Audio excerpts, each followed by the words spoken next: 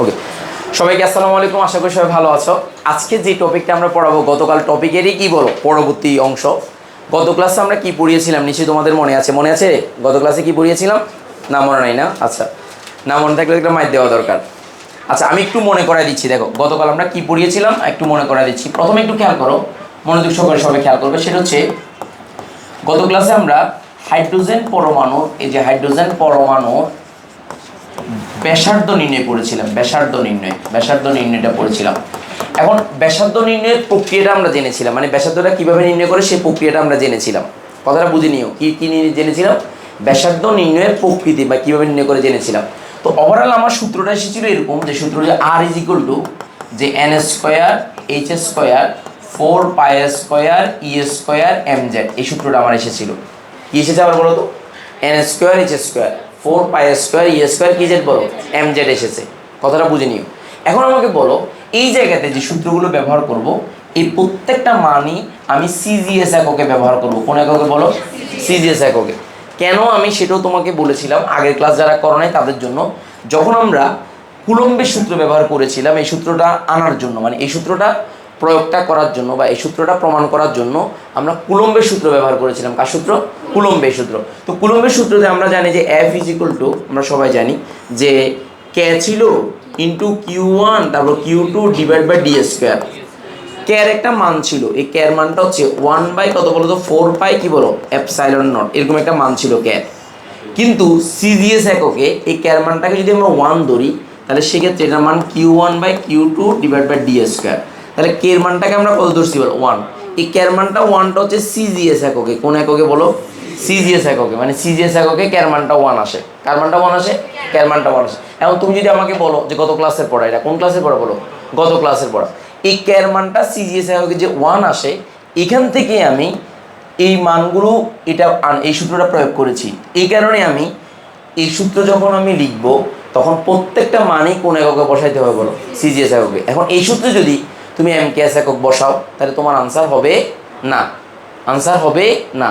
এখন প্রশ্ন হচ্ছে সিজিএস একক আর এমকেএস এককটা কি সেটা একটু জানার দরকার। আমরা সবাই অনেকে কয়েকটা প্রশ্ন করছে, সেই কারণে আমি জানার চেষ্টা করতেছি। সেটা হচ্ছে, সবাই একটু খেয়াল করো, একটু ভালো করে খেয়াল করো মনোযোগ সহকারে। সেটা হচ্ছে নর্মালি তুমি চিন্তা করবে, সেটা হচ্ছে দৈর্ঘ্যের একক আমরা সেন্টিমিটারও লিখতে পারি, দৈর্ঘ্যের একক আমরা মিটারও লিখতে পারি। পারি কিনা বলো? বলো দৈর্ঘ্যের একক কি লিখতে পারি বলো? সেন্টিমিটার লিখতে পারি। আর বলো দৈর্ঘ্যের একক কি লিখতে পারি? মিটার। দুটোই লিখতে পারি আমরা। দৈর্ঘ্যের একক সেন্টিমিটার লিখতে পারি, দৈর্ঘ্যের একক মিটার লিখতে পারি। বাট আমি সেন্টিমিটার এককে যদি প্রকাশ করি তাহলে সেটা সিজিএস একক, আর যদি মিটার এককে প্রকাশ করি সেটা কি একক? এমকেএস একক। কথাটা বুঝে নিও। দৈর্ঘ্যের একক যদি সেন্টিমিটার এককে প্রকাশ করি তাহলে সেটা সিজিএস একক, আর মিটার এককে যদি লিখি তাহলে কি একক? এমকেএস একক। তাহলে অঙ্ক করার সময় আমি যেহেতু সিজিএস এককে বসাবো, প্রত্যেকটা মানই সিজিএস এককে বসাইতে হবে। এখন এই মানগুলো তোমরা যারা বই পেয়েছো, আমার বইটা পেয়েছো তোমরা যারা, এই বইয়ের মধ্যে একদম শুরুতে চ্যাপ্টারের শুরুতে তোমরা দেখবা 4 নাম্বার পাতাতে আমরা কি করছি বলো? এই মানগুলো সূত্রগুলো এখানে দিয়ে দিচ্ছি। দেখো এই সিজিএস একক এবং কি একক বলো? এমকেএস একক। তার মানে সি এর মানটা হচ্ছে 3 × 10⁻10 সেন্টিমিটার পার সেকেন্ড। তারপর হচ্ছে 3 × 10⁸ মিটার পার সেকেন্ড। অথবা দেখো এইচের যে মানটা সেটা হচ্ছে আমরা কি জানি? দেখো এইচের মানটা যে 6.626 × 10⁻27 আর্ক সেকেন্ড। তারপর আমরা এটা এত যদি আমরা সিরিয়াস এককে লিখি আর্ক লিখবো, আর যদি আমি এমকেএস এককে লিখি জুল সেকেন্ড লিখবো। তাহলে এই প্রত্যেকটারই আলাদা আলাদা মান আছে। এই মানগুলো একটু কষ্ট করে আমরা করতে করতে আমাদের এটা হয়ে যাবে, মানে করতে হয়ে যাবে। এর মানে এই না যে তোমাকে আলাদা করে জিনিসগুলো অতিরিক্ত মুখস্থ করার দরকার নেই। তোমরা এমনভাবে পড়বা যাতে অটো মুখস্থ হয়। কথাটা মনে রাখবা। তোমাদের একটা সমস্যা, সেটা হচ্ছে জোর করে মুখস্থ করতে চাও। এটা একটা সমস্যা। জোর করে মুখস্থ করা যাদের সামর্থ্য আছে তাদের কথা আলাদা। অনেকেরই দেখবা মুখস্থ হয়, এটা হচ্ছে আল্লাহ প্রদত্ত একটা ব্যাপার। আর অনেকে দেখবা অনেক কষ্ট করতে হয় মুখস্থ করতে, অনেক কষ্ট করতে হয় না? তো যাদের অনেক কষ্ট করতে হয় তারা কি করবা? প্র্যাকটিস করবা বেশি বেশি। কী করবা বলো? অটোমেটিক মুখস্থ, মানে একটা সূত্র দিয়ে বারবার অঙ্ক করবা, অঙ্কটা অটোমেটিক মুখস্থ হবে। সো এটা নিয়ে আর যাওয়ার কোনো কারণ নাই। ফাইন, গেল। এবার আসো, এই মানটাতে আমি শর্টকাট একটা মান শিখেছিলাম, মানে শর্টকাট একটা, যে কোনো পরমাণু দেখো এই Rn ইজ ইকুয়াল, দেখো এই R1 ইজ ইকুয়াল, আগে দেখে এই R1 মানে হাইড্রোজেনের প্রথম কক্ষপথের ব্যাসার্ধ 0.53 অ্যাংস্ট্রম, এরকম একটা মান মনে করাইছিলাম, রাইট? এবং এটা মুখস্থ রাখতে বলছিলাম। মানে হাইড্রোজেনের প্রথম কক্ষপথের ব্যাসার্ধটা এটা কনস্ট্যান্ট একটা মান। এই মানটার পাশাপাশি তোমাকে আমি আরও বলেছিলাম, সেটা হচ্ছে যে 1 angstrom is equal to 10 inverse 8 centimetre অথবা 10 ইনভার্স 10 মিটার। সো বোথ আর কারেক্ট। সো এই মানটা যদি আমার জানা থাকে, তাহলে আমি যে কোনো পরমাণু, যে কোনো কক্ষপথের ব্যাসার্ধটা সহজে নির্ণয় করতে পারবো। কীভাবে? সেটা হচ্ছে আর এন ইজ ইকুয়াল, দেখো এই আর এন ইজ ইকুয়াল টু, দেখো এই আর 1 ইন্টু এন স্কোয়ার, আর এখানে হচ্ছে কি বলতো জেড, এখানে জেড হবে। তার মানে এই আর ওয়ানের মান যদি জানা থাকে, যে কোনো পরমাণু, যে কোনো কক্ষপথের জেডের মানটা জানা থাকলে, স্তরটা জানা থাকলে সহজে সূত্রটা নির্ণয় করা, যেটা গত ক্লাসের পড়া। এই পড়াগুলো কোন ক্লাসের পড়া বলো? গত ক্লাসে। তাহলে গত ক্লাসে যা যা পড়িয়েছি সেটা তোমাকে মুখস্থ রাখতেছে না, তুমি শুধু এই 3টে সারমর্ম পারলেই হয়, আর কিছু লাগে না। তাহলে আমরা দেখাইছিলাম এটা কেমনে আসে, কীভাবে আসে দেখাইছিলাম, তারপরে এই মানটা কেমনে আসে অঙ্ক করে দেখাইছিলাম, এবং এখান থেকে এটার প্রয়োগ দেখাইছিলাম, এবং এখান থেকে আলাদা ম্যাথ করাইছিলাম। এই 3টা কথা গত ক্লাসের পড়া। কোন ক্লাসের পড়া বলো? লাস্ট ক্লাসের পড়া ছিল এই 3টা। এখন আমার দরকার হচ্ছে এই জিনিসটা ব্যবহার করে আমি এখন বাকি জিনিসটা বের করবো, যে শক্তি নির্ণয় করবো এবং কি নির্ণয় করবো বলো? ব্যাগ নির্ণয় করবো। এই 3টে জিনিস ব্যবহার করে, এটা হচ্ছে লাস্ট ক্লাসের পড়া। কোন ক্লাসের পড়া বলো? লাস্ট ক্লাসে। যারা যদি কখনো এই লাস্ট ক্লাসে আসো নাই, কে কে হাত তোলো তো? ওয়াল্লাহ। Okay fine. তাহলে তোমাদের জন্য এই 3টে জিনিস আমি আবারও বলছি, তুমি শুধু প্রয়োগটা জানবা, এই মুহূর্তে মুখস্থ করার দরকার নাই। মানে মুখস্থ করলে প্রেশার ক্রিয়েট হবে, মানে তোমার ব্রেনে একটা ইফেক্ট আসবে, আল্লাহ এত পড়া মুখস্থ কেমনে করবো, এরকম একটা ব্যাপার ক্রিয়েট হবে। তো আশা করি তুমি একটু যদি সিরিয়াস হও, মানে একটু যদি তুমি নর্মাল হও, তাহলে আমার মনে হয় এগুলো কোনো ব্যাপার না, কোনো ব্যাপার না, একটু মাথায় রাখবা। তো এখন আমাকে বলো, নর্মালি বলবা, সেটা হচ্ছে এই মানটা যে পাইলে, যে আর 1/n² এই মানটা, এটা যে কোনো পরমাণুর জন্য বের করা যাবে। আজকে আমরা যেটা বের করবো সেটা হচ্ছে আজকের যেটা, মানে আজকে যেটা করব সেটা হচ্ছে হাইড্রোজেন পরমাণুর ইলেকট্রনের ব্যাগ নির্ণয়। তাহলে প্রথমে লিখবা হাইড্রোজেন পরমাণুর ইলেকট্রন এর ব্যাগ নির্ণয়। আচ্ছা, তোমাদেরকে আমি একটু করে বলে রাখি, যারা নতুন আসছে তাদেরকে আমি একটু বলে রাখি, যারা একদম নতুন আসছো তাদের জন্য আমি একটু করে কয়েকটা কথা আছে। আমরা আমরা কোন চ্যাপ্টার পড়াচ্ছি?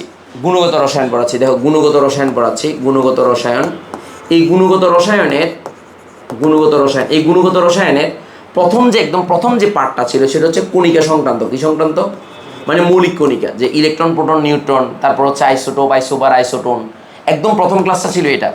এরপর চ্যাপ্টার ম্যাপ দিয়েছিলাম আমরা, মানে এই চ্যাপ্টারে কী কী আছে এগুলো আমরা ম্যাপ দিয়েছিলাম। তো তোমাদের যাদের ক্লাসগুলো মিস হয়েছে, এগুলো আমাদের রেকর্ড আছে, যে রেকর্ড হচ্ছে দেখতেছো। তো এই রেকর্ড ক্লাসগুলো করলে তোমাদের হয়ে যাবে, কোনো সমস্যা নেই, অসুবিধা হবে না। আর যদি মনে হয় যে না তুমি একদম শুরুতে ক্লাস করবা, তাহলে সেক্ষেত্রে আমাদের রবি, মঙ্গল, বৃহস্পতিবার 4টা, আগামীকাল 4টা থেকে আমাদের একদম রেগুলার প্রথম ক্লাস শুরু হবে। যাদের একদম কন্টিনিউ করার ইচ্ছা আছে, তাহলে আগামীকাল আমরা রেগুলার বেঁচে চলে আসবো, তখন আর আমাদের কোনো ঝামেলা হবে না, কথাটা মনে রাখি। তো এখন কণিকার পরে দেন আমরা আলফা কণা পরীক্ষা পড়িয়েছিলাম, এরপরের পড়াটা। তারপর হচ্ছে বোর পরমাণু মডেল পড়িয়েছিলাম। কি মডেল বলো তো? বোর পরমাণু মডেল, মানে বোর মডেল। এই দুইটা আমরা পড়াইছিলাম। বোর পরমাণু মডেলের পরই আসছে আমাদের ম্যাথ, সৃজনশীল পড়াইছিলাম।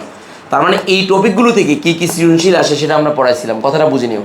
দেন এবার এটা প্রয়োগ, এখন আমরা যেটা পড়াচ্ছি মানে কী কী শেষ হয়েছে আর কি। অনেক সময় তোমাদের চিন্তা ভাবনা যে কোথা থেকে পড়তেছি, কোন জায়গায় পড়তেছি, একটা হাতা তো অভাব, এই ব্যাপারটা আমি ক্লিয়ার করতেছি। একদম প্রথমে কণিকা পড়ছি, এরপর আলফা কণা পরীক্ষা পড়েছি, বোর পরমাণু মডেল পড়েছি, রাদারফোর্ড পরমাণু মডেল পড়েছি। দেন এবার সৃজনশীল প্র্যাকটিস করেছি, মানে এগুলো থেকে কী কী সৃজনশীল আসছে, সিকিউ কী কী আসছে এটা প্র্যাকটিস করেছি, এটা একটা ক্লাস ছিল। দেন আবার এর পরই আসছে আমাদের এখন গত ক্লাস ছিল, যেটা হচ্ছে হাইড্রোজেন পরমাণুর ব্যাসার্ধ নির্ণয়, গত ক্লাস। আজকে হচ্ছে আমাদের এর পরের ক্লাস, যে কী নির্ণয় বলো তো? ব্যাগ নির্ণয়। এখন এই জিনিসগুলো এইচএসসি পরীক্ষায় প্রয়োগটা আসে না, মানে কখনোই প্রয়োগ আসে না, মানে তোমার সূত্রটা কেমনে আসছে, কোথা থেকে আসছে, এটা জীবনে আসবে না। তোমাকে কেন আমি পড়াচ্ছি? কারণ তুমি যদি এই জিনিসগুলো জানো, বুয়েট পরীক্ষা হতে শুরু করে সব জায়গায় তোমার একটা কী থাকবে বলো?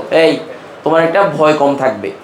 তুমি সূত্র যদি ভালো করে বুঝো, প্রয়োগটা ভালো করে করতে পারবা। আর যদি মুখস্থ করো, তখন প্রয়োগটা ভালোভাবে হবে না। এই কারণে মূলত তোমাকে ডিটেলস পড়াচ্ছি, এবং আমার টার্গেট আছে আমরা ডিটেলস পড়বো ইনশাল্লাহ।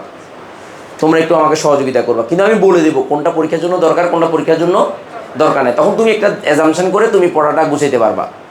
কারণ আমি এখন বলতেছি এই সূত্রগুলো তোমার মানে প্রয়োগগুলো দরকার নেই, কারণ তোমার শুধু কী দরকার বলো? সূত্র মুখস্থ। এখন সূত্রটা মুখস্থ কেমনে হবে? অটো প্র্যাকটিস করতে করতে অটো হবে। আসো এবার আমাদের প্রথম হচ্ছে ব্যাগ নির্ণয়। তো সবাই আমরা জানি যে বোরের পরমাণু মডেল, দেখো সবাই একটু খেয়াল করো, বোর পরমাণু মডেল হতে আমরা জানি, দেখো বোর পরমাণু মডেল হতে আমরা জানি, সবাই লিখো, পরমাণু মডেল হতে আমরা জানি, মডেল হতে আমরা জানি এই যে আমরা জানি কি জানো বলো তো, এমভিআর ইজ ইকুয়াল, দেখো এই MVR is equal to NH by 2 pi, দেখো এই এনএইচ ডিভাইড বাই 2 পাই। সবাই একটু দেখো, বোর বড়তে আমরা জানি MVR is equal to NH by 2 pi. সবাই একটু দেখো, MVR is equal to NH by 2 pi, MVR is equal to NH by 2 pi. বলো এমভিআর ইজ ইকুয়াল কি, বলো এনএইচ বাই 2 পাই। হ্যাঁ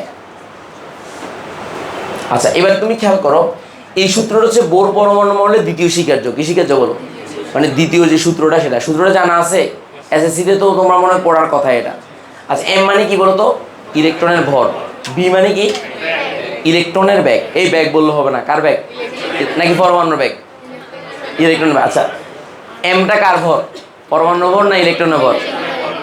আর মানে কি বল, মানে ইলেকট্রন যতটুকু দূরে আছে ওই ব্যাসার্ধটা। তারপর হচ্ছে এন মানে কি বল, কক্ষপথ কততম কক্ষপথে আছে। আর এইচ হচ্ছে প্লাঙ্কের ধ্রুবক, এটা একটা মান আছে 6.626 ইন্টু 10 ইনভার্স 27 হলে আর্ক সেকেন্ড, আর 34 হলে জুল সেকেন্ড। মনে আছে তো? তোমরা কিন্তু এসএসসিতে জুল সেকেন্ড পড়ো নাই, তোমরা পড়ছো KG metre square per second. মনে আছে কিনা? কি পড়ছো বলো? KG metre square per second পড়ছো। এ বলো কি পড়ছো বলো? KG metre square per second পড়েছো। আচ্ছা, তাহলে এবার একটু চিন্তা করো, সহজ করে দেখো, এদিকে দেখো, এই মানটা আমরা জাস্ট আর এর মানটা বসাই দেবো। দেখো এই বি ইজ ইকুয়াল টু, দেখো এই N H by 2 pi M R. দেখো ঠিক আছে কিনা, ঠিক আছে কিনা?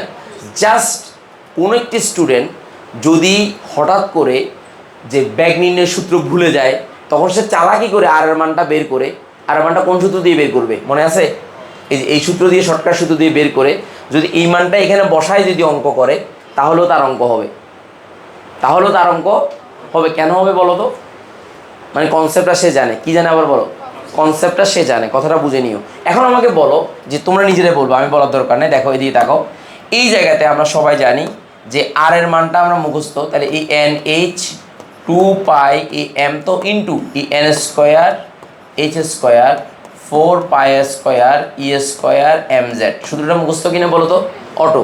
তো এখন আমাকে বলো, এই ক্যালকুলেশন যদি আমি করি, ক্যালকুলেটর দিয়ে যদি ক্যালকুলেশন করি, তখন মানটা কত আসছে? দেখো একটু ভালো করে খেয়াল করো, আমি একটু বড় করতেছি।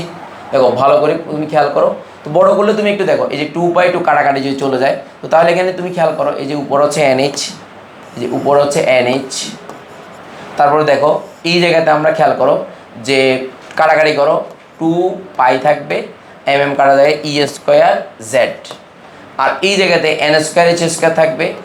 তো এখন যদি তুমি কাটাকাটি করো, তো তখন এই 2 পাই ই স্কোয়ার জেডটা উপরে আর নিচে এন এইচ থাকবে। তাহলে এখানে দুইটা এন স্কোয়ার এইচ স্কোয়ার আছে, আর উপরে আছে এন এইচ। তাহলে কাটাকাটি গেলে শুধু কী থাকে বলো? এটাই হচ্ছে আমার সূত্র। সুতরাং বি ইজ ইকুয়াল টু, সুতরাং আমি লিখবো ভি ইজ ইকুয়াল, দেখো সুতরাং v is equal to 2 pi e square z divide by n h. এটা হচ্ছে আমার ব্যাগ নির্ণয়ের সূত্র। এবং অবশ্যই কোন এককে বসাবা বলো? সিজিএস এককে বসাবা। সিজিএস একক, সবাই লিখো, সূত্রটা এইভাবে আসে, সিজিএস এককে বসাবা অঙ্কটা। অবশ্যই সূত্রটা সিজিএস এককে বসাবা, সিজিএস এককে বসাবা। সবাই লিখো, সিজিএস এককে বসাবা। কোন একক আবার বলো, কোন এককে বসাবা বলো? সিজিএস এককে। হ্যাঁ সবাই লিখো, সবাই লিখো, কষ্ট করে সবাই লিখো। হ্যাঁ সিজিএস এককে বসাবা।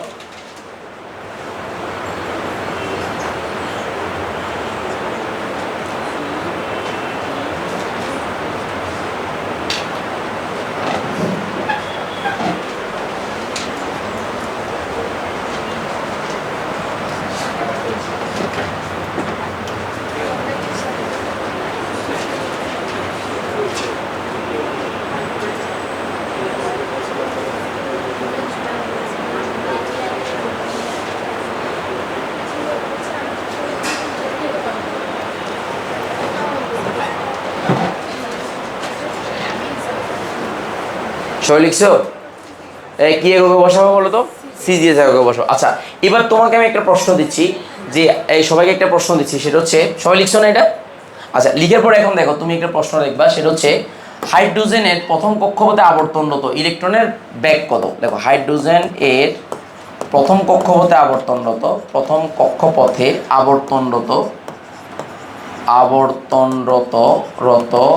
ইলেকট্রন এর ব্যাগ নির্ণয় করো। ব্যাগ নির্ণয় করো। সবাই একটু দেখো, হাইড্রোজেন এর প্রথম কক্ষপথে আবর্তনরত ইলেকট্রনের ব্যাগ নির্ণয় করো। তাহলে তুমি কি লিখবা? জানা আছে দিয়ে শুরু করবা। দেখো সবাই লিখো জানা আছে। কি জানা আছে স্যারকে বলো তো, বলো ভি ইজ ইকুয়াল টু, কি জানা আছে বলো, 2 pi square z divide by কি বলো, NH। তো তাহলে এখানে দেখো এর মানটা তোমাকে, হচ্ছে ইলেকট্রনের চার্জ, কি বলো, ইলেকট্রনের চার্জ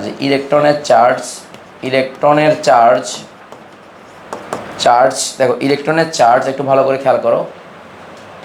ইলেকট্রনের charge is equal two -4.8 into 10^10 ESU, electrostatic unit. এই মানটা মুখস্থ, সিজিএস একক। আচ্ছা এবার আসো জেড, পারমাণবিক সংখ্যা কেন বলো তো, পারমাণবিক সংখ্যা কি বলো তো, এই পারমাণবিক সংখ্যাটা কি বলো, জেড ইজ ইকুয়াল টু 1। আচ্ছা এন হচ্ছে কত, এই এন কক্ষপথের সংখ্যা কত বলো, এন ইজ ইকুয়াল টু কত বলো, 1 প্রথম কক্ষপথ। আর এইচ প্লাঙ্কের ধ্রুবক, এই যে প্লাঙ্কের ধ্রুবক h is equal to 6.626 into 10^27 erg second. আচ্ছা কেন আর্ক সেকেন্ড লিখবো, কোন এককে বলো, সিজিএস এককে। তাহলে ক্যালকুলেশনটা করো, করে মানটা বসাও, যে 2 ইন্টু 3.1416 ইন্টু -4.8 ইন্টু 10^10, এটার উপর হোল স্কোয়ার হবে, ইন্টু জেড। আর এন এর মান কত বলো, এন এর মান 1। আর এইচ এর মান 6.626 ইন্টু 10^, কত বলো তো, 10^, কত বলো, 27। তো ক্যালকুলেশন করো, করার পরে যে এককটা আসবে সেন্টিমিটার পার সেকেন্ড আসবে। কেন সেন্টিমিটার আসবে বলো তো, এই সেন্টিমিটার পার সেকেন্ড একক আসবে। সবাই দেখো সেন্টিমিটার পার সেকেন্ড একক, সবাই দেখো সেন্টিমিটার পার, জি স্যার বলো। এই সিজিএস একক, এই যে সিজিএস একক, ইলেকট্রনের চার্জ, এই যে এটা কুলম না, 1.6, ওটা কোন একক বলো, কুলম। বাট কোন একক পড়াচ্ছি, কত বলো, 4.8 ইন্টু কত বলো, 10^10। এটা একটু মাথায় রাখবা, 4.8 ইন্টু কত বলো, 10^10। জি স্যার বলো। ওই যে স্যার এখানে এই যে সূত্রটা আছে, এখানে 1 কুলম, এই যে 1 coulomb is equal to 10^, 10 coulomb is equal to 10 to the 3 into 10^10 ESU conversion আর কি। এটা 1 কুলম সমান কত বল, এই যে 1 coulomb is equal two 1 coulomb is equal two 3 into 10^9 ESU। এখান থেকে আসছে ইলেকট্রোস্ট্যাটিক ইউনিট, এই যে ইলেকট্রোস্ট্যাটিক ইউনিট। আর ইএমইউ মানে ইলেকট্রোম্যাগনেটিক ইউনিট। স্থির বৈদ্যুতিক চার্জ আছে না, এই কি চার্জ আছে বল, স্থির বৈদ্যুতিক চার্জকে ইলেকট্রোস্ট্যাটিক ইউনিট দ্বারা প্রকাশ করা হয়। এই কি দ্বারা প্রকাশ করা হয় বল, ইলেকট্রোস্ট্যাটিক ইউনিট দ্বারা প্রকাশ, এই কি দ্বারা প্রকাশ করা হয় বল, ইলেকট্রোস্ট্যাটিক ইউনিট দ্বারা প্রকাশ করা হয়। আর বলো কি দ্বারা প্রকাশ করা হয়, ইলেকট্রোস্ট্যাটিক ইউনিট দ্বারা প্রকাশ করা হয়। মনে থাকবে কিনা বলো, ফাইন। তাহলে এবার একটু চিন্তা করো, তাহলে আমাদের এখানে মূল যে ব্যাপারটা সেটা নিয়ে কোনো ঝামেলা তো নাই। তো তাহলে একটু ক্যালকুলেশনটা করো, তো করো কত হয়েছে একটু আমাকে বলো, ক্যালকুলেটরটা আমি দেবো, তো ক্যালকুলেটর আমি নিচ্ছি, দাঁড়াও, তারপরে তোমাদের জন্য আমি ক্যালকুলেটরটা ব্যবহার করতেছি। দেখো সবাই একটু দেখো, এদিকে দেখো, 2, এই যে 2 ইন্টু 3.1416, ওকে ফাইন।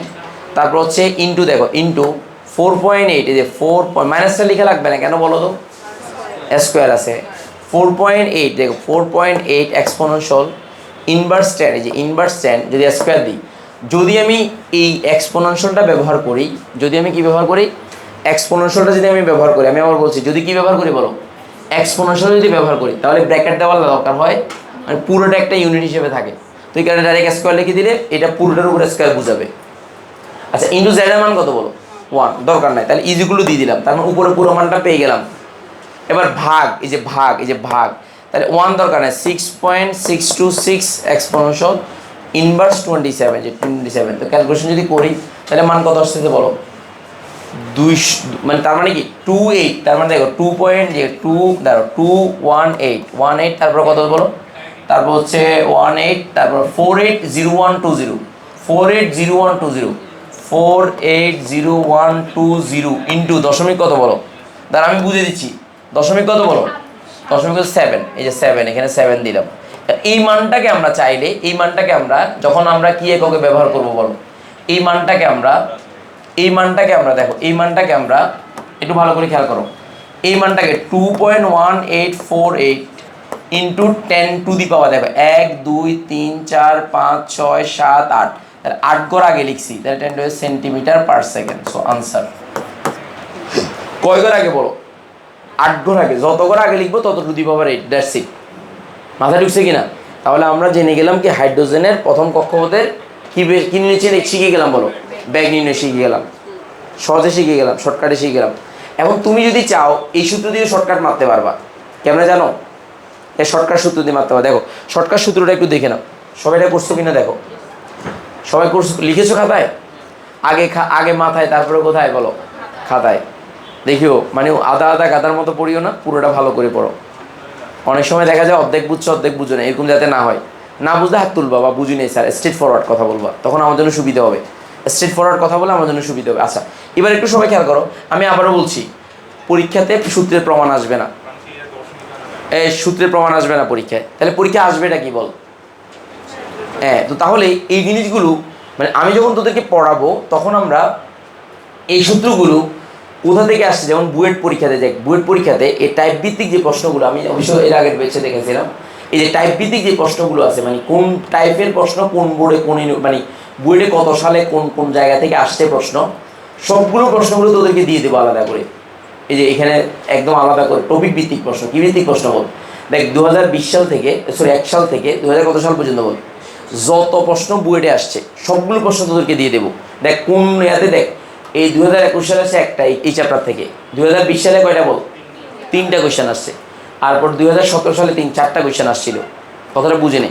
তাহলে এখন এই টপিক ভিত্তিক প্রশ্নগুলো যখন তুই পড়বি তোর কাছে একটা ধারণা হয়ে যাবে যে কোন কোন টপিক থেকে প্রশ্ন আসে। একটা কী হবে বল? ধারণা হবে যে কোন কোন টপিক থেকে প্রশ্ন আসে, তখন তোর কাছে আর কি মনে হবে না বলো, প্রশ্নগুলো কঠিন মনে হবে না। এই কারণে তোর জানার দরকার আছে। এরপরে যেমন তোরা মেডিকেল যারা পড়িস, মেডিকেলের জন্য আমরা যে মেডিকেল কোশ্চেন ব্যাংক দেখ 4টার ভিত্তিক একদম টপিক ভিত্তিক আমরা মেডিকেলের প্রশ্নগুলো তোদেরকে আলাদা করে দিয়ে দেবো। এই যে কোন কোন টপিক থেকে প্রশ্ন আসে সেটা আমরা আলাদা করে তোদেরকে দিয়ে দেবো। যে মেডিকেলের এই যে টপিক ভিত্তিক একদম যত সালের প্রশ্ন যতগুলো আছে সবগুলো আমরা টপিক ভিত্তিক তোদেরকে প্রশ্নগুলো দিয়ে দেবো। তাহলে তোদের আর কোনো ঝামেলা হবে না, হবে না মানে হবে না। এখন থেকে তোর একটা স্বচ্ছ প্রিপারেশান হবে, বুঝতে পারছি না? গত বছর লাস্ট ইয়ারে আমার যে শীট, এই শীটগুলো থেকে মেডিকেলে 25টা থেকে 23টা প্রশ্ন হুবহু কমন আসছে, একদম হুবহু দাড়ি কমা সহ। আগামী বছর 25টা ইনশাল্লাহ আসতে পারে ইনশাল্লাহ। তার মানে তোরা যদি একটু সচেতন হোস, একটু যদি কথা শুনিস, তাহলে মেডিকেলে তোদের অন্ধপক্ষে কেমিস্ট্রি নিয়ে সমস্যা হবে না, অন্ততপক্ষে হবে না, এটা একটু মাথায় রাখিস। আচ্ছা এবার হচ্ছে এই কোয়েশ্চেনটা আমরা জানা গেল। এবার হচ্ছে 2 নম্বর কোয়েশ্চেন, দেখ 2 নম্বর প্রশ্ন, এটা গেছে কিনা বল, জানা গেছে কিনা বল? আচ্ছা এবার হচ্ছে 2 নম্বর প্রশ্ন, দেখ কি নির্ণয় বল? শক্তি নির্ণয়। লেখ ইলেকট্রনের, দেখ কি নির্ণয় বল? শক্তি নির্ণয়। যে কোনো স্তরে বিদ্যমান ইলেকট্রনের শক্তি নির্ণয়। সবাই লেখ শক্তি নির্ণয়। আমি আবারও বলছি, সূত্রগুলো প্রমাণ আসবে না, শুধু তোর বুঝার জন্য আমি প্রমাণগুলো করাচ্ছি, দ্যাটস ইট। মানে তোর বুঝার জন্য প্রমাণগুলো করাচ্ছি, দ্যাটস ইট, আর কিছু না। বুঝার জন্য প্রমাণগুলো করাচ্ছি, দ্যাটস ইট, আর কিছু না। আচ্ছা এবার দেখো একটু মনোযোগ সহকারে খেয়াল করে, কথা নাই, একটু মনোযোগ সহকারে দেখবে। দেখো এদিকে দেখো, আমরা তোমাদের পদার্থবিজ্ঞান 4র্থ নম্বর অধ্যায়ে কাজ ক্ষমতা শক্তি নামে একটা চ্যাপ্টার ছিল, মনে আছে? আচ্ছা ওই চ্যাপ্টারে একটা বস্তুকে যদি উপরে তোলা হয়, তোলার পরে এটাকে যদি ছেড়ে দেওয়া হয়, তাহলে যে কোনো বিন্দুতে শক্তি নির্ণয়ের কথা বলা হয়, রাইট? তো যে কোনো বিন্দুতে শক্তি নির্ণয় করতে গেলে তোমার 2টা বিষয়ের কথা মনে পড়ে, একটা হচ্ছে স্থিতিশক্তি আর এটা কি গতিশক্তি। স্থিতিশক্তির অপর নাম কি বলো? পটেনশিয়াল এনার্জি বা বিভব শক্তি বলা হয়। পটেনশিয়াল, নট শিয়াল, কি বলো? Potential energy. তো তাহলে পটেনশিয়াল এনার্জি জিনিসটা কি? তার মানে কি স্থিতিশক্তি। কি শক্তি বলো? আর কাইনেটিক এনার্জি মানে কি? গতিশক্তি। 2টা শক্তির মিশ্রণটাই হচ্ছে মোট শক্তি, বলো 2টা শক্তির মিশ্রণটা কি বলো? তো তাহলে মোট শক্তি ইজ ইকুয়াল টু, দেখো মোট শক্তি ইজ ইকুয়াল টু, যে মোট শক্তি ইজ ইকুয়াল টু, দেখো বিভব শক্তি বা স্থিতিশক্তি, দেখো বিভব শক্তি এটার অপর নাম কি বলো? স্থিতিশক্তি। কি শক্তি বলো? দেখো স্থিতিশক্তি প্লাস গতিশক্তি, গতিশক্তি যেটাকে সংক্ষেপে আমরা বলি ইপি প্লাস ইকে বলি। ইকে কাইনেটিক এনার্জি আর পটেনশিয়াল এনার্জি, নট শিয়াল, পটেনশিয়াল এনার্জি। কি এনার্জি বলো?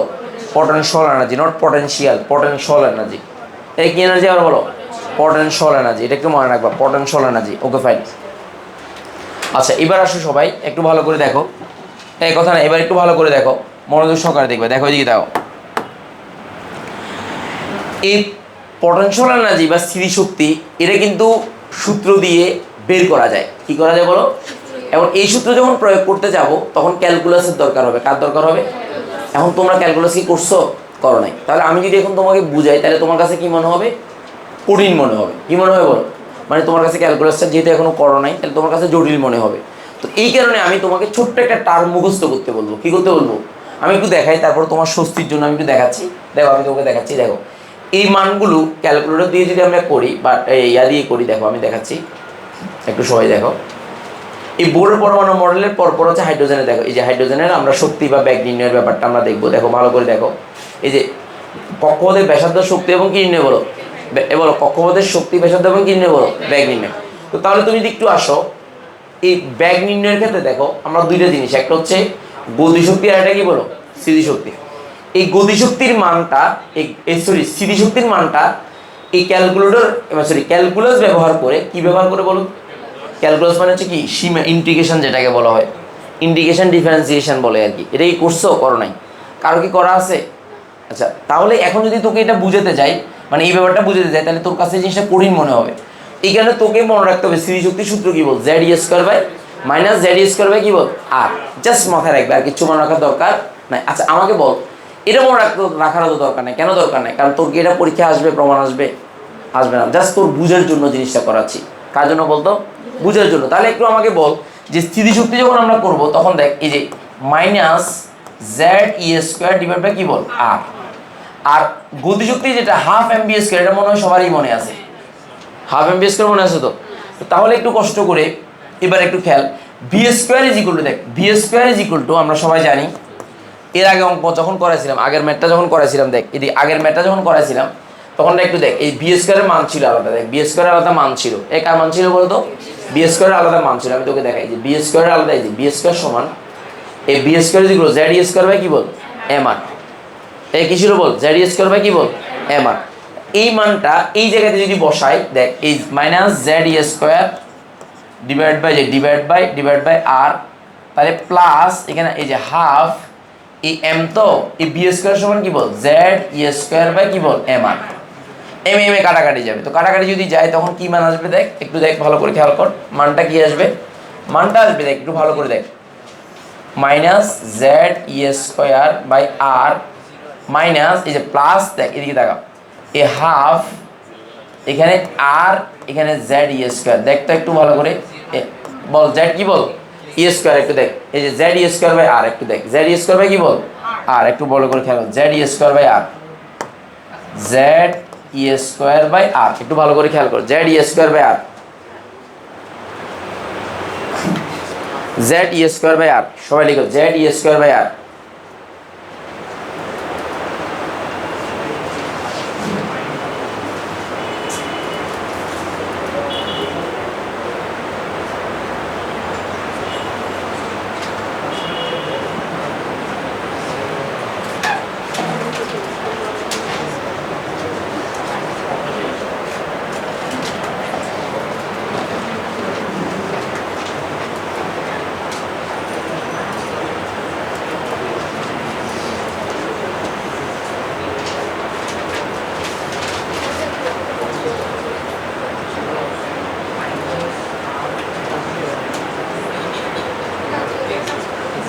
এই কই লিখছস কিনা বল?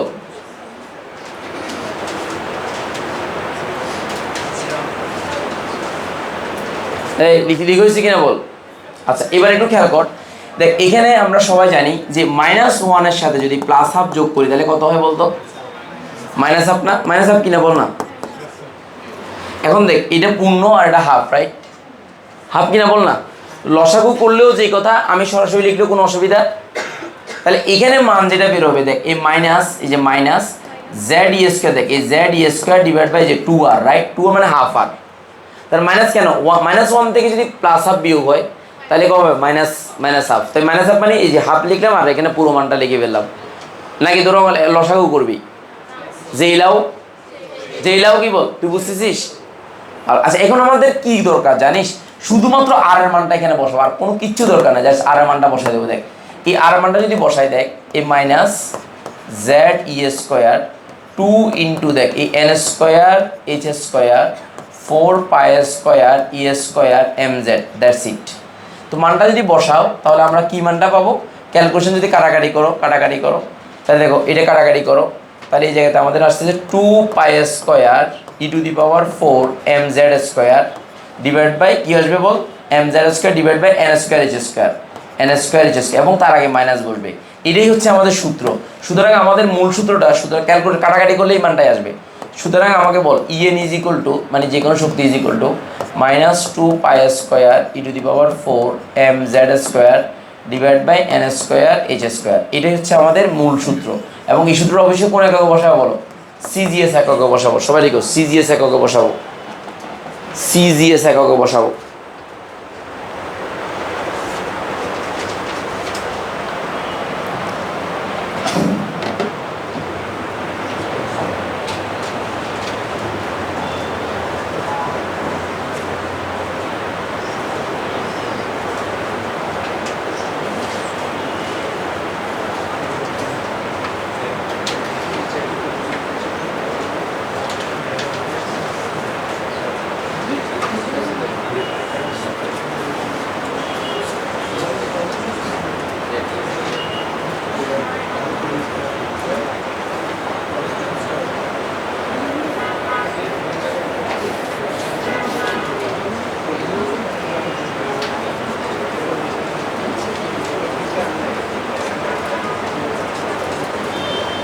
লিখছো কিনা বলো?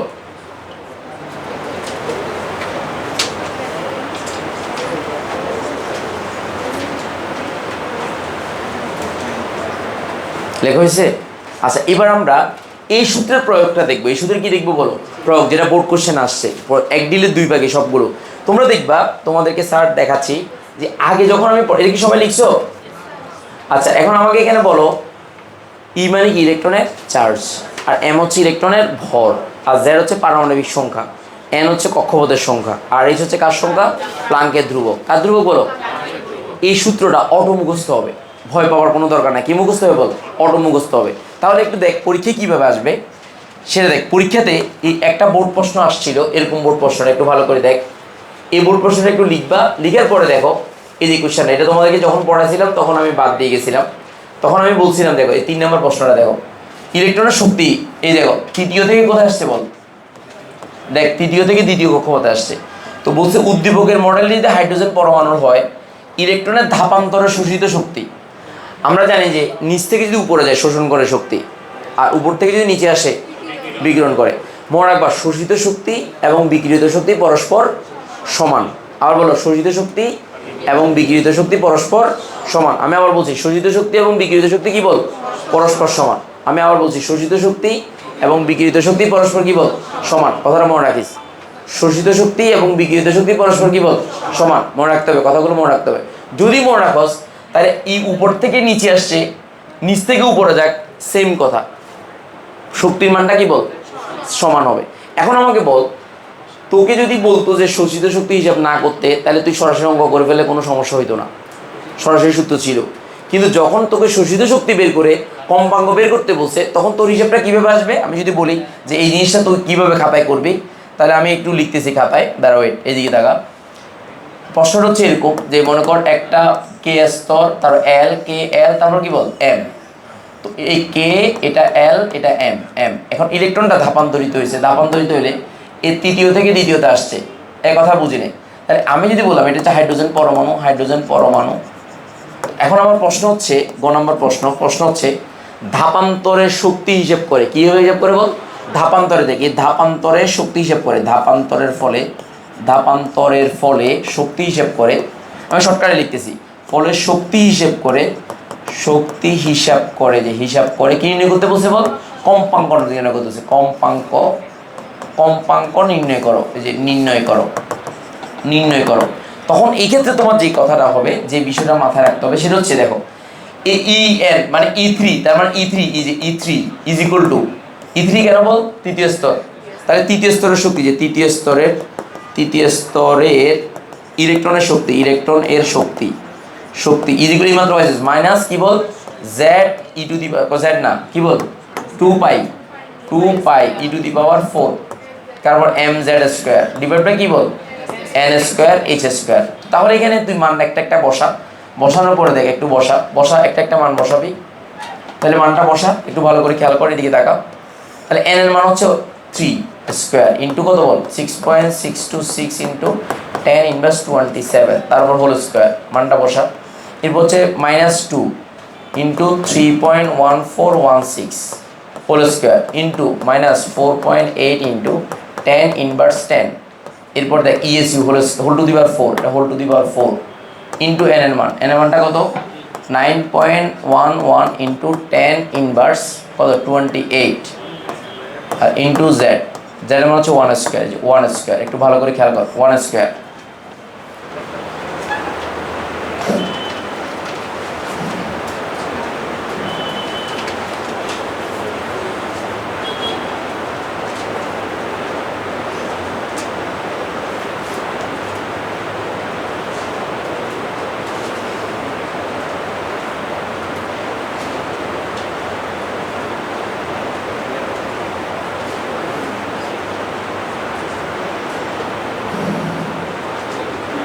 আচ্ছা, এটার মানটা কত ক্যালকুলেশন করে বলো তো আমাকে, ইথির মানটা কত বেরোবে? না, ভুল হচ্ছে, 2 পয়েন্ট আসবে না, 5 পয়েন্ট সামথিং আসবে, না 2 পয়েন্ট কত আসছে? আচ্ছা দাঁড়া আমরা দেখি, E3 মানটা আগে আসলো, তারপর E2 মানটা পরে আসবে। আচ্ছা আমি E3 মানটা আগে করছি, তাহলে 2 পয়েন্ট কত আসবে বল? হ্যাঁ -2 পয়েন্ট বলো, -2.41 কত যেন 415, হ্যাঁ 5 12 হবে, 10 ইনভার্স 12, তাহলে আর্ক সেকেন্ড আর্ক হবে কেন? শক্তির একক হচ্ছে আর্ক। ক্যালকুলেশন কি আমি কি দেখাই দেবো? তোর ক্যালকুলেটর আছে তোদের কাছে? আচ্ছা ক্যালকুলেটর যদি না থাকে তাহলে একটু দেখ, আমি একটু দেখাচ্ছি, ক্যালকুলেশনটা অনেকে পারস না, আমি একটু দেখাচ্ছি, দেখ এদিকে দেখ আমি মাইনাসটা আগে লিখবো না, কেন বলতো? কারণ ওভারঅল মাইনাস আসবে, শক্তি কি আসবে বল? ওভারঅল মাইনাস আসবে না, যেহেতু সবার আগে কি আছে বল মাইনাস আসে। তো তাহলে একটু খেয়াল কর, এই 2 লিখলাম ইন্টু লিখলাম 3.1416 লিখলাম, এটার উপর হোল স্কয়ার দিলাম, এই যে স্কয়ার ইন্টু দেখ ব্র্যাকেট যদি দিই তাহলে 4.8 এক্সপোনেনশিয়াল ইনভার্স কত বল 10, মাইনাসটা দিলাম না কেন বলতো? কেন বল মাইনাসে 4 তো জোর, তাহলে মাইনাস পজিটিভ হয়ে যাবে। আচ্ছা এবার একটু বল আমাকে, এটার মানটা লিখলাম, এবার ইন্টু 9 পয়েন্ট কত বল 11 এক্সপোনেনশিয়াল ইনভার্স 28, এই যে 28, তাহলে ব্র্যাকেটটা আমরা শেষ করলাম, এই যে ব্র্যাকেটটা শেষ করলাম। আচ্ছা ব্র্যাকেট দরকার নেই, তাহলে সমান চিহ্ন দিলাম, এই মানটা আসলো, মানে পুরোটার মান। এবার ভাগ দিয়ে ব্র্যাকেট দিলাম, 3 স্কয়ার দিলাম, যে 3 স্কয়ার, এই যে ইন্টু দিলাম 6.626 এক্সপোনেনশিয়াল ইনভার্স 27, এখানে স্কয়ার দিলাম। যখন আমি এক্সপোনেনশিয়াল দিব তখন আর এটা দেওয়ার দরকার নেই, জানোস তো, মানে এক্সপোনেনশিয়াল দিলে আলাদা করে ব্র্যাকেট দেওয়ার দরকার, কিন্তু অন্য ক্ষেত্রে ব্র্যাকেট দিতে হইতো। তাহলে কত 2.4158 লেখস তাই না? আচ্ছা 58 ইন্টু কত বল 10 ইনভার্স 12, সবাই লিখ 10 ইনভার্স 12। তো তাহলে কত হবে মানটা বলো তো, কত হবে বলো? 2 পয়েন্ট কত? হ্যাঁ ফাইন। এবার আসো ঠিক সেমভাবে তোমরা E2 এর মানটা বের করবা, কার বের করবা? দেখো দ্বিতীয় স্তরের বা কক্ষপথের ইলেকট্রনের শক্তি is equal to E2 is equal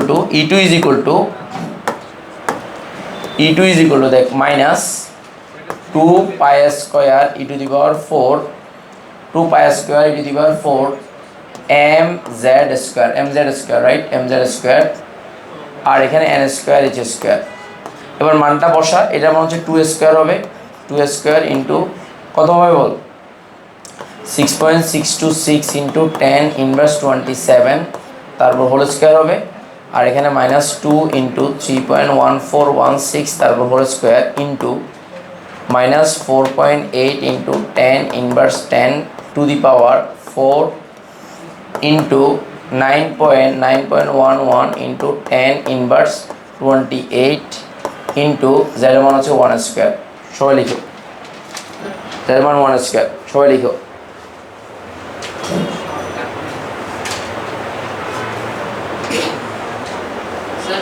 G sir আছে, মুখস্থ রাখতে হবে শক্তির মান, E1 এর মান মুখস্থ করতে হবে। দেখাবো শর্টকাট সূত্র দেখা দেবো, এখনই দেখা দেবো শর্টকাট সূত্রটা। মানে E1 এর মানটা মুখস্থ রাখতে হবে আগে থেকে। কার মানটা মুখস্থ রাখতে হবে? মানে অর্থাৎ প্রথম স্তরের শক্তিটা মুখস্থ রাখলে যে কোনো সূত্র শক্তি বের করা যাবে। ওই যে প্রথম গতকাল যে দেখাইছিলাম যে ওইরকম শর্টকাট আছে, অবশ্যই শর্টকাট আছে। শর্টকাটটাই তো একটা মুখস্থ। এই শর্টকাটটা কি বলে? একটা কি বল? মুখস্থ বিদ্যা, দ্যাটস ইট। তাহলে বল এবার মানটা কত হয় বলতো? 5 পয়েন্ট কত মাইনাস কত আসে বল? -5.43 আরও আছে বল। 56 ইন্টু কত বল? 10 ইনভার্স 12 কি বল? আর্ক। এবার আস সুতরাং E2 মাইনাস কি বল? সুতরাং ডেল ই সমান দেখ, সুতরাং del E is equal to E3 minus কি হবে বলতো? E1। তাহলে সমান দেখ, এই E3 কিন্তু বড়, মাইনাসের মান ছোট হওয়া মানে বড়, জানোস তো? দেখ এটার মান বড় না, এটার মান ছোট, বাট মাইনাস হওয়ার কারণে এটা বড়, এটা কি বল? ছোট। তো তাহলে এই হিসাবটা কি আসবে যে 2 পয়েন্ট দেখ -2.4158 এটা প্লাস হয়ে যাবে 5.4356 দেখ 56 এই যে ইনটু এই যে এটা মাইনাসে প্লাস হয়েছে কেন বুঝছস তো? আর ইনটু 10 ইনভার্স 12 যে 10 ইনভার্স 12 শর্টকাট করছি বুঝছস মনে হয়, মানে 10 ইনভার্স 12টা কমন আর কি। তো এটা শুধু মানে এটা বিয়োগ এটা পদ, তাহলে সমান আসবে কত? 3 পয়েন্ট কত দেন? 3 পয়েন্ট কত? 3.04 না 02 আসবে, 3.02 সম্ভবত। দেখ তো 0.002 দেখিস, 19 আর কি, 02 আর কি। তো তাহলে ইন্টু কত বল? 10 ইনভার্স 12 আর্ক। এবার আমাকে বল ডেল মানটা পেয়ে গেছস, তো জানা আছে সমান কি বল? এই জানা আছে, কি জানা আছে বল? এই জানা আছে কি জানা আছে বল? Del E is equal to H nu, তো বা nu is equal to del E divide by H. তো ডেল এর মানটা কত বল? 3.02 গুণ 10 টু দি পাওয়ার ইনভার্স 12 আর এইচ এর মান 6.626 ইন্টু 10 ইনভার্স 27। তো ক্যালকুলেশন করলে এত হার্জ হবে, হার্জ আর পার সেকেন্ড কি কথা বল? যেহেতু কম্পাঙ্ক কি বল? এটা নিউ মানে কম্পাঙ্ক, নিউ মানে কি বল? কম্পাঙ্ক, নিউ মানে কম্পাঙ্ক। এটা উচ্চারণ নিউ, এই যে নিউ, এটার উচ্চারণ হচ্ছে নিউ। ড্যান্স করাবি বি না, ড্যান্স করাবি বিটা একটু ড্যান্স করবে, ড্যান্স করাবি। এর উচ্চারণ হচ্ছে নিউ, দুজনের নিরস্ব নিউ। কম্পাঙ্ক এটা হচ্ছে কম্পাঙ্ক তাহলে এটা হচ্ছে হার্জ। একটু ভালো করে খেয়াল করিস কম্পাঙ্ক, তাহলে মানটা একটু ভালো করে খেয়াল করিস, দেখে দিয়ে দেখা। তাহলে ক্যালকুলেশন কর, তারপরে দেখ কত হবে বল, দ্রুত বল। 4 পয়েন্ট কত? 4 পয়েন্ট, এই যে 4.55 ইন্টু কত বল? 10^14 হার্জ আনসার। তাহলে এক দিয়ে কয় পাখি মারলাম? 3 পাখি মারলাম। দেখ E2 মান বের করলাম, তারপর কত বল? E3 মান বের করলাম, তারপর আবার কম্পাঙ্ক বের করলাম। দেখছিস তো পরীক্ষায় কীভাবে করে। তাহলে পরীক্ষায় এটা কিন্তু বোর্ড কোশ্চেন, কি কোশ্চেন বল? এটা বোর্ডে আসা প্রশ্ন। তাহলে কেমনে প্রয়োগটা বুঝছো তো? পরীক্ষাতে কেমনে আসে বুঝছো কিনা বলো? তুমি শুধু অঙ্ক করলে তো হবে না, পরীক্ষায় কিভাবে আসে প্রয়োগটা জানতে হবে। এই প্রয়োগটা হচ্ছে এটা, মাথায় ঢুকছে কিনা একটু বলো আমাকে। এই ঢুকছে মাথায়? কনসেপ্টটা ক্লিয়ার কিনা? ওকে ভাই, আর কোনো ঝামেলা নেই। মাথায় ঢুকছে কিনা বলো।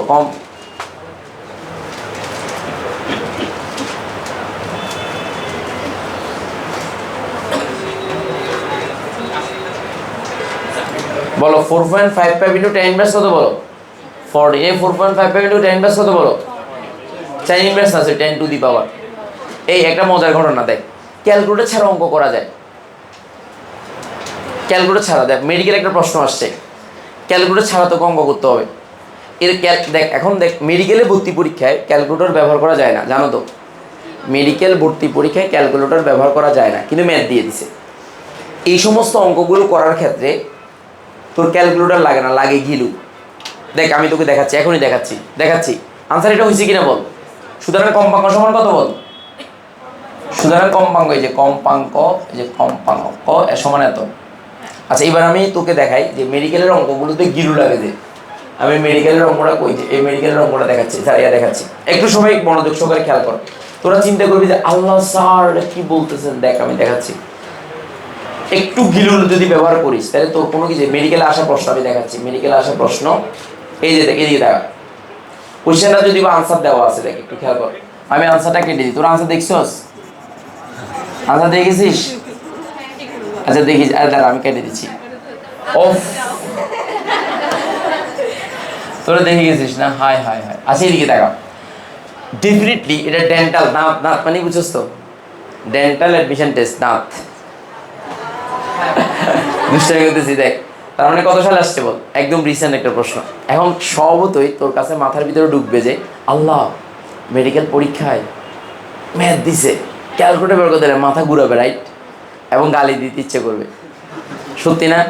মানে সাইকোলজি তো এটাই আমাদের, যে গালি দিতে ইচ্ছে করবে। এখন দেখ একটু গিলু খাটা, তোকে তরঙ্গদৈর্ঘ্য ল্যামডার মান দিছে, ফ্রিকোয়েন্সি বের করতে বলছে, তার মানে কি বল, কম্পাঙ্ক। তো কম্পাঙ্ক কখনো ইনভার্সিতে শুনছিস? সবসময় কি টু দি পাওয়ার সামথিং অনেক বেশি হবে। দেখ সবগুলোতে ইনভার্স ইনভার্স ইনভার্স ইনভার্স, একটাতে শুধু টু দি পাওয়ার, শুধু এটা আনসার। দেখ সব ইনভার্স। তাহলে মনে রাখবি যদি কখনো ম্যাথ দে তাহলে অবশ্যই কোনো কি আছে, টুইস্ট আছে, যেটা আইকিউ দিয়ে তুই পারবি। समझदार के लिए इशाराই কাফি है না স্যার।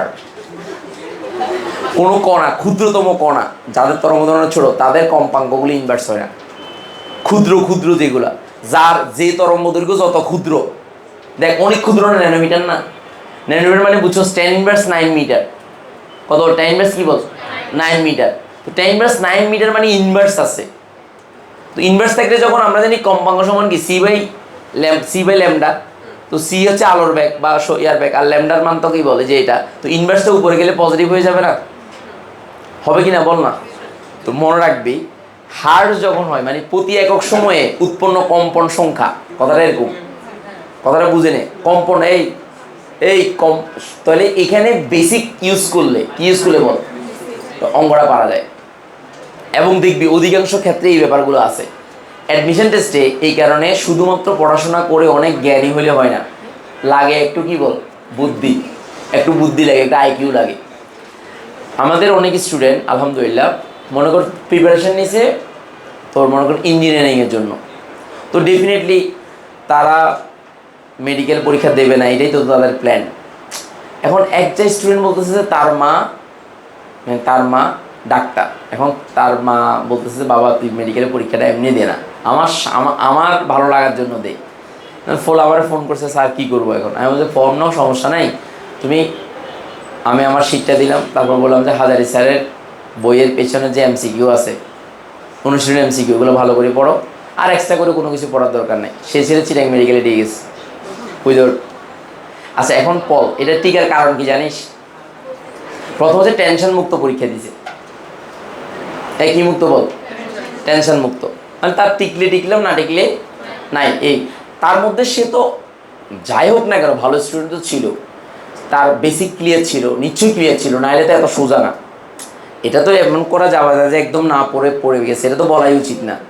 কিন্তু বাস্তবতা হচ্ছে তার বেসিক ক্লিয়ার ছিল, সে জীববিজ্ঞানে তার পড়াশোনা করছে, মানে রেগুলার পড়াটা ভালো করে পড়ছে। তো রেগুলার পড়াটা ভালো করে পড়ে শেষে শুধু জীববিজ্ঞানে সে 30টার মধ্যে, তার তো 30টা হওয়ার দরকার নাই, 30টার মধ্যে 20টা হলেই হয়। তো কেমিস্ট্রিতে তার নাকি 24টা হয়েছে, 24টা বসে কেমিস্ট্রি 24টা হয়েছে, বা ফিজিক্সে তাও মনে হয় প্রায় 18টা না 19টা হয়েছে, জিকেতে হয়েছে। বায়োলজিতে কম পালে কোনো সমস্যা আছে? ওভারঅলে সে 77 না কত পাই গেছে, তো সে চিরাং মেডিকেলে দিয়ে গেছে। কথাটা বুঝে নেই। 0.5 হচ্ছে নেগেটিভ মার্কিং। কি 0.5 কি জন্য বুঝিনি? 4টা পড়লে 1 কাটবে, কি সমস্যা? নেগেটিভ মার্কিং আর কি। ও তো বেশি দাগায় নেই, ও মনে হয় দাগাইছে 87টা না কয়টা, সব দাগায় নেই। দাগাইছে কয়টা বল, 87টা। আর ও তো টেনশন নাই, ও তো মেডিকেলে টিকে, এবং ওই ফোলার এমটাই চেঞ্জ হয়ে গেছে, ফোলার বইটা পরীক্ষা দেয়। অনেকের যখন বুঝে মেডিকেলের তো পরীক্ষা অনেক আগে হয়ে যায়, বুয়েটের তো পরীক্ষা অনেক পরে হয়, তখন জিনিসগুলো এরকম হয়। এছাড়া তোমাদেরকে আরও একটা কথা বলি, যেমন আমাদের যে ফার্স্ট হয়েছে আদনান, আদনান গতকাল পরশু তার সাথে আমরা কথা বলছিলাম, আসছিল আমার এখানে। তো আদনান আমার অনলাইনে স্টুডেন্ট ছিল, এখানে যখন চিটংয়ে ছিল অফলাইনে পড়ছে, যখন প্যান্ডেমিক এসে তখন অনলাইনে পড়ছে, সে তখন নটরডেমে চলে গেছে। তো আদনান বলতে স্যার আমার এক্সপেকটেশন কম, বুঝো নেই, মানে চাওয়া কম, এই কারণে তার দুঃখ কম, বুঝো নেই। মানুষের তো চাওয়া পাওয়া বেশি, এই কারণে দুঃখ বেশি। আমাদের দুঃখটা কখন আসে? যখন চাওয়া পাওয়া অতিরিক্ত হয়, তখন দুঃখটা আসে। আর চাওয়া পাওয়া কম হলে কি হয় না বল, তুমি যদি কারো থেকে এক্সপেক্ট বেশি করো, যদি কম পাও, তাহলে তোমার কাছে ওইটা খারাপ লাগবে, খারাপ লাগবে না? যেমন মনে কর তুই আমার কাছে পড়তে আসছিস, এখানে অনেকে আসছিস, এখন তুই বাইরে শুনছিস তুই অনেক ধরনের কথা, তো মনে কর তুই স্যার অনেক ভালো পড়ায়, এরকম একটা এক্সপেকটেশন নিয়ে আসছিস। এখন আজকে আসার পর তুই আমার পড়া কিছুই বুঝোস নাই, তখন তোর কাছে পুরো তুই শূন্য হাত নিয়ে তুই যাবি, তোর কাছে বলে দূর বুয়া কী পড়েছে স্যার। এক্সপেকটেশন, এটা কি বল, এক্সপেকটেশনের সাথে যদি তোর চাহিদার যদি তোর বাস্তবতা না মিলে, তখন মানুষ কিন্তু হতাশ হয়ে যায়। কী হয়ে যায় বল? এখন তোর যদি চাহিদা কম থাকে, আচ্ছা আল্লাহ যা করে তাওয়াক্কুল তো আল্লাহ, তখন তুই যেটা পাবি সেটাতেই খুশি লাগবে, যেটা পাবি সেটাতে কী লাগবে বল, খুশি লাগবে, একটা পজিটিভিটি কাজ করবে। এই কারণে মানে সাফল্য পাওয়ার জন্য দরকার আছে, কিন্তু তুই আশা করবি আল্লাহ যদি দে আলহামদুলিল্লাহ, আমাকে আমার কাজটা করে যাবো, দ্যাটস। আর স্পিরিচুয়াল ব্যাপারগুলো একটু মাথায় রাখলে দ্যাটস ইট, আবার কিছু লাগবে না ইনশাআল্লাহ। তো তাহলে আমার মূল কথাটা কি আসলো, যে তোমরা কিছু কিছু ক্ষেত্রে কী করতে হবে বলো, টেনশন মুক্তভাবে পড়াশোনা করতে হবে, আর গিলু ব্যবহার করতে হবে। কী ব্যবহার করতে হবে বলো? গিলু গিলু গিলু গিলু বুঝো তো, মানে আইকিউ কী বলো, সংক্ষেপে কী বলো বলো, আইকিউটা ব্যবহার করবো। আচ্ছা, তাহলে আমরা মোটামুটি আজকে মানে যেটা যেটা পড়লাম সেটা কি বুঝছি আমরা? ইনশাল্লাহ পারবো তো? পারবো কি না? তাহলে পরীক্ষাতে কীভাবে আসে সেটা তুমি জেনে গেলা। আগামী ক্লাসে এক্সেপশন যত ম্যাথ আছে, কি ম্যাথ বলো তো, এক্সেপশন যত ম্যাথ আছে সবগুলো ম্যাথ একসাথে করাবো আগামীকালের পরে আমাদের টপিকটা শেষ। এক্সেপশন যত ম্যাথ আছে সবগুলো ম্যাথ করাবো ইনশাল্লাহ, বুঝছো কিনা? এই সবার জন্য শুভকামনা, আসসালামু আলাইকুম। এটা বন্ধ করে দাও তো। আচ্ছা আচ্ছা আচ্ছা, দাঁড়া পড়া দিচ্ছি। Shortcut sorry,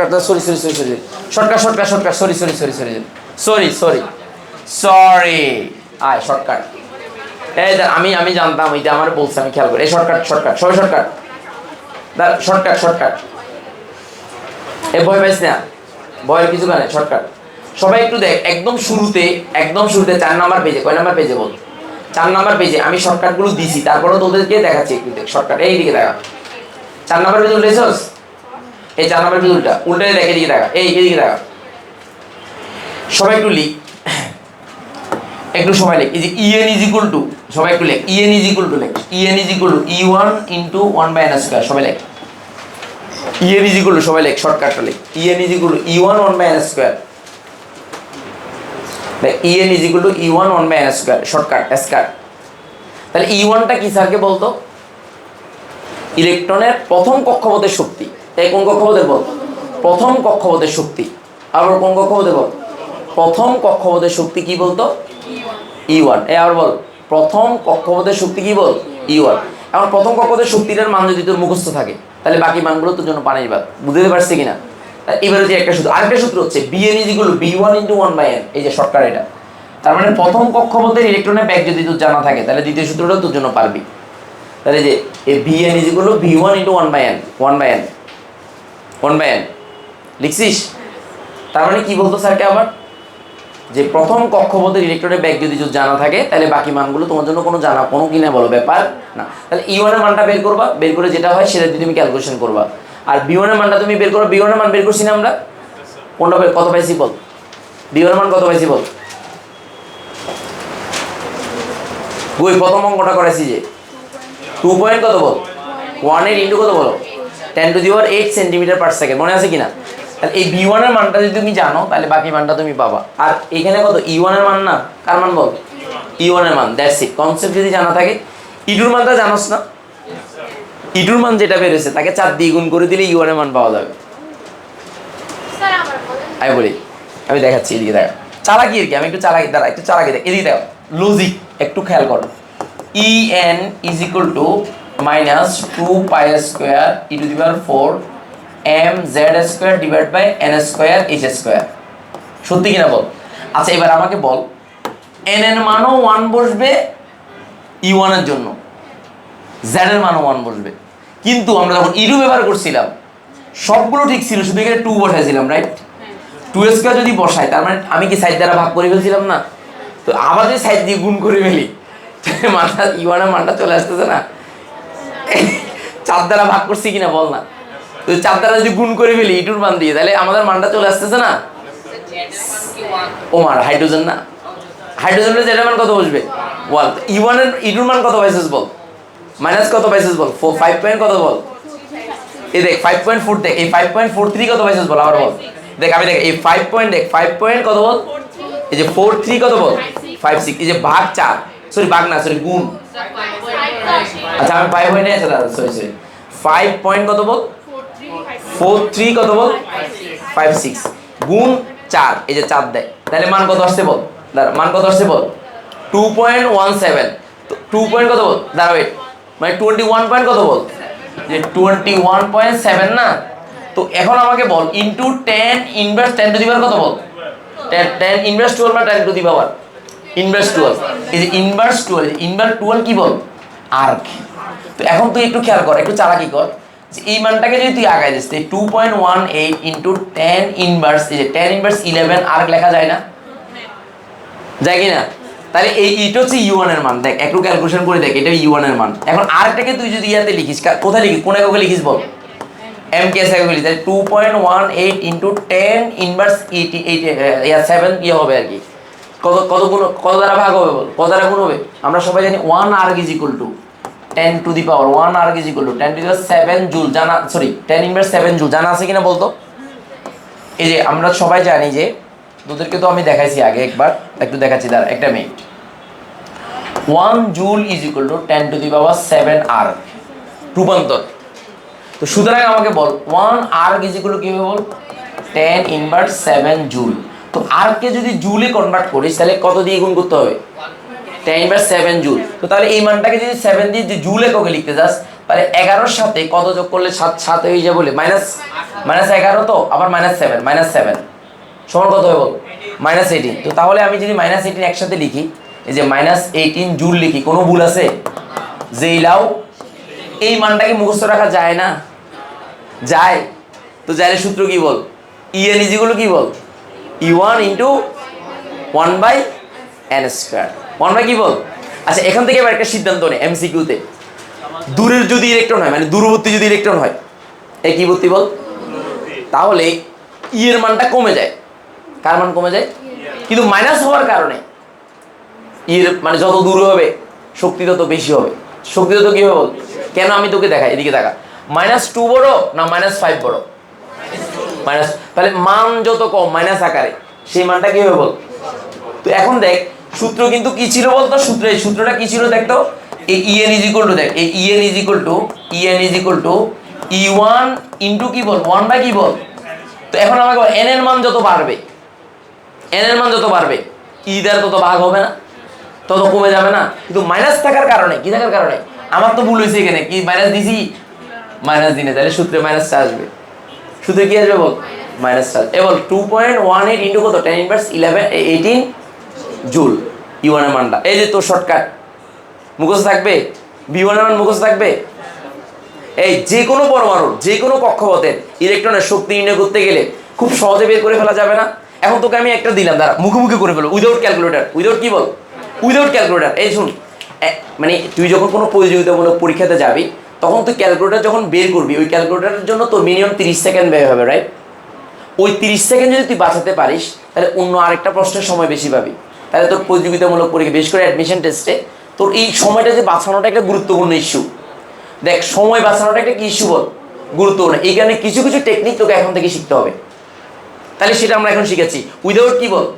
calculator. তাহলে আমি তোকে দিচ্ছি, দাঁড়া একদম ক্যালকুলেটর ছাড়া আমরা করব। দেখ আমি বললাম যে লিথিয়াম 2+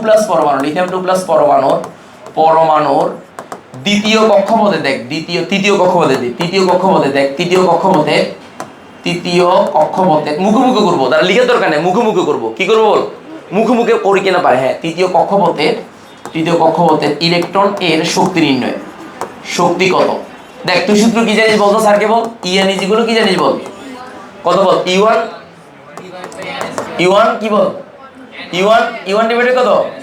এন স্কোয়ার। আচ্ছা ফাইন, এখানে একটা কাহিনী আছে, জেড এর মানটা কি আসছে?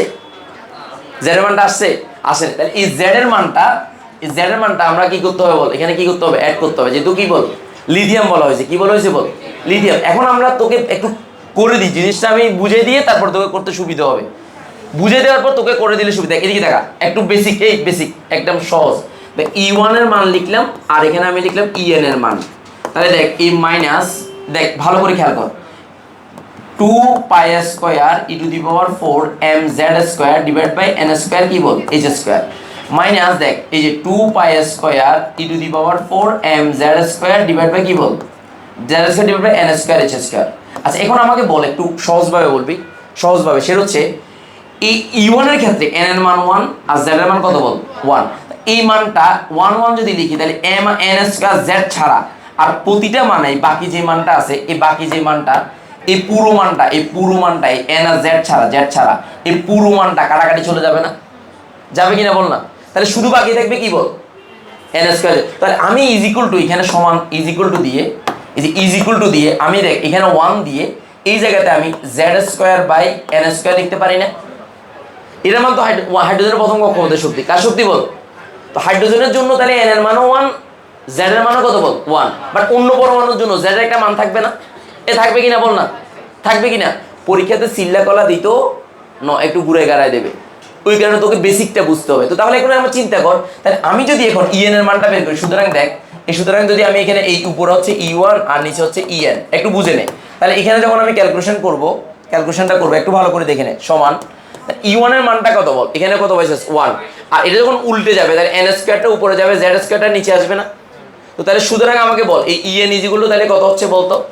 En ইজিগুলো তাহলে কি হচ্ছে বল, এই E1 কি বল, z স্কয়ার ডিভাইড বাই কি বল, এই যে আমি তোকে z স্কয়ারটা লিখতে চাইলাম, তাহলে এটা কোথা হতে আহত, বুঝে গেছে? কোথা থেকে আসছে বুঝে গেছে কিনা বল না? বুঝছস কিনা?